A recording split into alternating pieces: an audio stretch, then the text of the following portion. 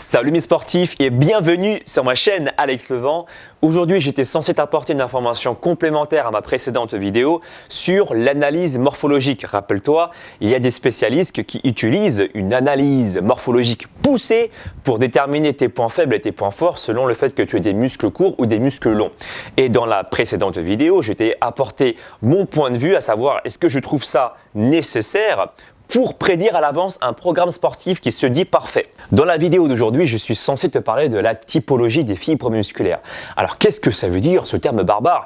Ça mérite d'être entendu parce qu'une fois que tu auras compris cette méthodologie, tu vas comprendre pourquoi est-ce que tu as véritablement des points forts et des points faibles. Parce que même si ton corps, et comme je l'ai dit dans ma précédente vidéo, c'est une machine qui s'adapte à l'infini, c'est une formidable machine, quand même il y a une part génétique qui ne peut pas être oublié, disons-le comme ça, dans le fait que tes muscles, certains muscles sont prédisposés à être meilleurs dans certains domaines et moins bons dans d'autres domaines. On va revenir un peu plus tard, pas forcément dans cette vidéo parce que je voulais te parler d'autre chose aujourd'hui, mais ne t'inquiète pas, je ne t'ai pas oublié, je te parlerai de tout ça certainement mercredi prochain.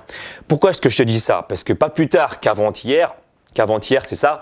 J'ai regardé une vidéo d'Efkan qu'il a sortie. J'ai trouvé ça super intéressant. Il avait sorti une vidéo sur la prise de masse musculaire en parlant notamment des courbatures. Alors, je voulais revenir sur un sujet qu'il avait abordé, surtout sur une partie qu'il avait abordée concernant le stress métabolique. Mais avant de rentrer dans le cœur du sujet du stress métabolique, parce que ça va être un sujet qui va être palpitant et qui va certainement t'intéresser, posons d'abord les bases de quoi on parle. On va parler de l'hypertrophie musculaire. Et l'hypertrophie musculaire, à la connaissance actuelle, elle est justement provoquée par trois facteurs. Le premier facteur, c'est la tension mécanique ou également appelée la tension musculaire. Le deuxième facteur, c'est le stress métabolique et on va s'attarder là-dessus. Et le troisième facteur, c'est les dommages musculaires. Commençons par définir simplement ces trois termes parce qu'en science, c'est vrai qu'on utilise souvent des termes assez barbares pour pas grand-chose finalement. Et le but de ma vidéo, c'est bien ça, c'est de t'expliquer des choses plus simplement. Alors la tension mécanique, effectivement, quand tu entends ce terme-là, tu dis tension, mécanicien, on ne voit pas trop le rapprochement. En fait, ça n'a rien à voir. La tension mécanique, c'est rien d'autre tout simplement que le poids que tes muscles doivent supporter. Et plus ce poids est important, plus la tension mécanique est importante. Tu vois, plus tu vas porter lourd par exemple au développé couché et plus tu vas générer de tension mécanique sur tes muscles. Si tu as compris ça, tu vas également facilement comprendre le deuxième facteur qui n'est autre que les dommages musculaires. Si tu as une tension mécanique qui est grande, donc des charges lourdes, tu vas aussi provoquer derrière des dommages musculaires parce que ton muscle tu auras des liaisons au niveau des fibres musculaires. Le corps va vouloir réparer ces lésions, justement en réparant ces fibres musculaires, mais également en surcompensant. C'est comme ça que ton corps devient aussi plus musclé, plus gros, pour s'adapter également à l'environnement et ne pas trop souffrir la fois prochaine. Le troisième facteur responsable de la prise de masse musculaire, c'est lorsque tu vas avoir du stress métabolique. Et là, tu vas me dire, ok, c'est cool Alex, mais qu'est-ce que ça veut dire que ce putain de stress métabolique? Parce qu'effectivement, je suis tout à fait d'accord avec toi, les scientifiques utilisent des termes beaucoup trop barbares pour rien finalement des fois. Qu'est-ce qu'on entend par le stress métabolique lors d'un exercice? C'est lorsque tu vas constater surtout l'accumulation de trois substances. Le phosphate inorganique, les ions H+, et le lactate. À partir du moment où tu vas constater ces trois substances dans ton corps de façon importante, c'est qu'il y a fort à parier que tu es en train de générer du stress métabolique. Voilà pour l'explication. Dans la vidéo d'aujourd'hui, je vais surtout m'attarder sur les deux dernières substances, à savoir les ions H+, et le lactate. Mais si tu veux que je rentre un peu plus dans les détails et que j'explique également la première substance qui est donc le phosphate inorganique, précise-le-moi dans la barre des commentaires et je ferai une vidéo plus complète à ce sujet-là. À l'heure actuelle, on sait que le stress métabolique influe sur la prise de masse musculaire, mais on ne connaît pas forcément les vraies raisons, en tout cas de manière détaillée. Par contre, si tu es un vrai spécialiste dans le domaine, je t'invite à t'exprimer aussi dans la barre des commentaires avec plaisir et à me dire, avec les sources scientifiques à côté, pourquoi est-ce que le stress métabolique provoque forcément une bonne hypertrophie musculaire. Une des pistes par contre qu'on met en avant, c'est que le stress métabolique enclencherait une production importante d'hormones et pas n'importe laquelle. Une hormone bien puissante qu'on appelle l'hormone de croissance, également appelée l'hormone GH, et comme on le sait, c'est une hormone anabolisante favorable à la prise de masse musculaire. Là, Efkan l'a très bien expliqué, je ne vais pas revenir dessus parce qu'il a été génial. Par contre, je voulais apporter deux grosses nuances. La première nuance, c'est que Afkan a précisé que lorsque tu produis beaucoup d'acide lactique dans tes muscles, tu vas générer derrière beaucoup d'hormones de croissance. Il faut savoir une chose, c'est un abus de langage de dire acide lactique. Et ça, c'est important de le préciser. Je l'avais déjà dit dans une précédente vidéo, mais je le redis aujourd'hui pour que ce soit bien clair pour tout le monde. Effectivement, c'est pas connu de tout le monde ça. L'acide lactique, lorsqu'il rentre en contact dans ta cellule musculaire, ça se décompose très rapidement, en l'espace de quelques secondes. Ça ne peut pas rester très longtemps l'acide lactique dans tes muscles.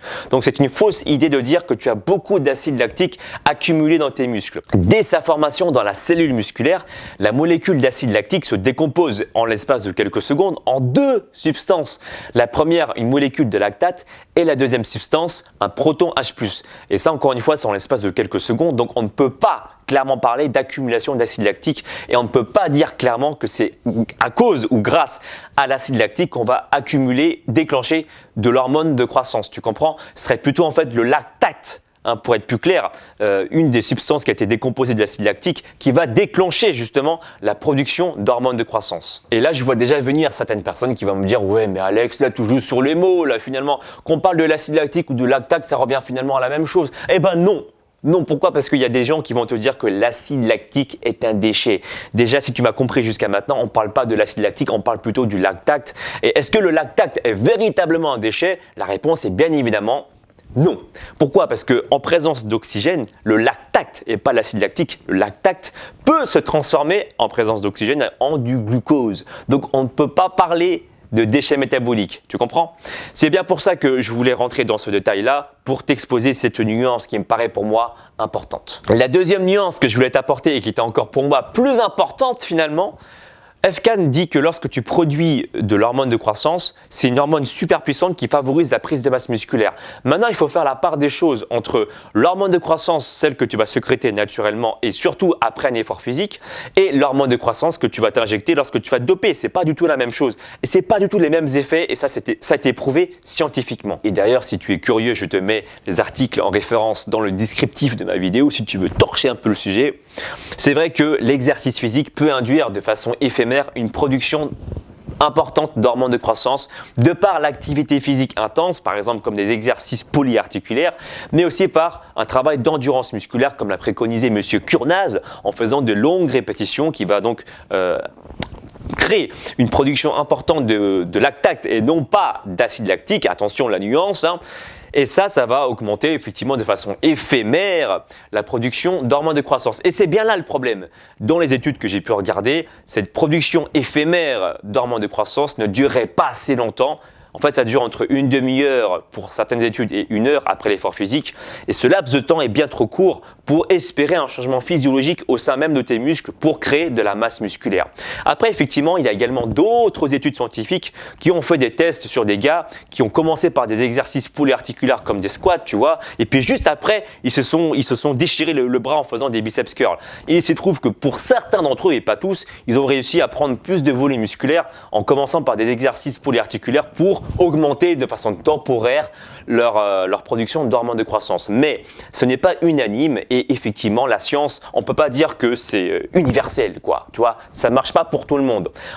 Donc, c'est une piste à explorer, mais c'est une nuance tout simplement et c'est bien pour ça que je voulais faire cette vidéo pour t'expliquer que ce n'est pas forcément une raison hormonale qui pourrait expliquer la prise de masse musculaire de par le stress métabolique. De par cette complexité, des chercheurs ont voulu aller plus loin et comprendre vraiment le lien entre le système hormonal et la prise de masse musculaire. Et ils ont fait une autre étude qui a duré cette fois-ci 1 an sur 56 pratiquants qui ont eu plus ou moins, je crois, le même protocole musculaire et ils ont constaté que les gains étaient complètement différents au bout d'1 an.